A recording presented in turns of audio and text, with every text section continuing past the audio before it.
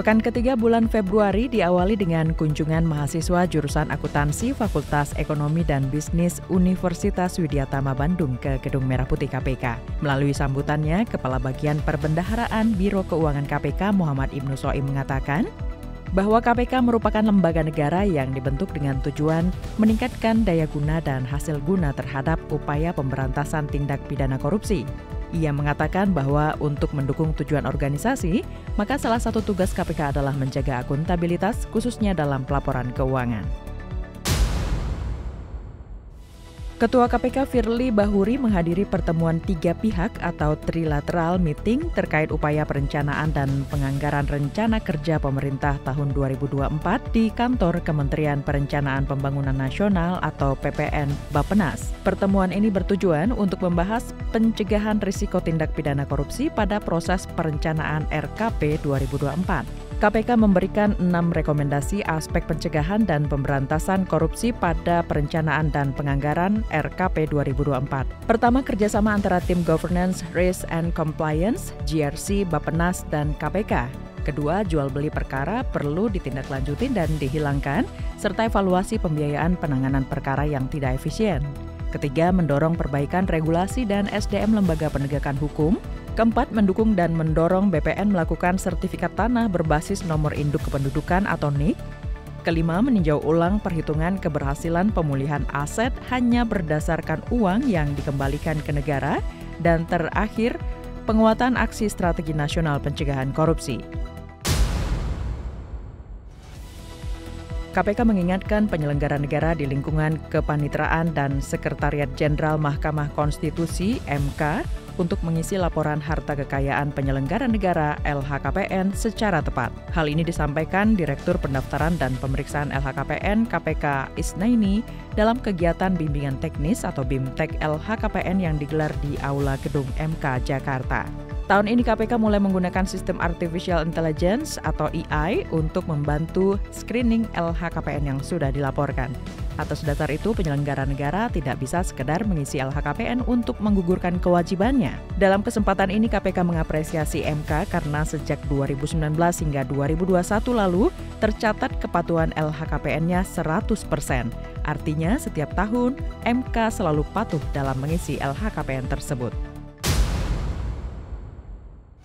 KPK menyatakan kesiapan untuk mendukung perampungan proyek pembangunan kawasan pemukiman baru bagi warga Kabupaten Lebak, Provinsi Banten yang terdampak bencana di tahun 2020 lalu. Pemerintah Kabupaten Lebak mengakui proses relokasi pemukiman terdampak bencana saat ini menemui sejumlah permasalahan yang berdampak pada belum rampungnya pekerjaan tersebut.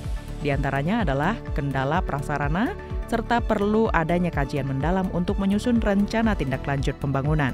Untuk itu, KPK akan memfasilitasi permintaan pemerintah Kabupaten Lebak untuk mempercepat izin penggunaan lahan bagi warga terdampak bencana kepada Badan Nasional Penanggulangan Bencana atau BNPB. Meski demikian, KPK menegaskan agar pelaksanaan proyek tersebut tetap dalam rambu aturan dan tak menimbulkan potensi korupsi di kemudian hari.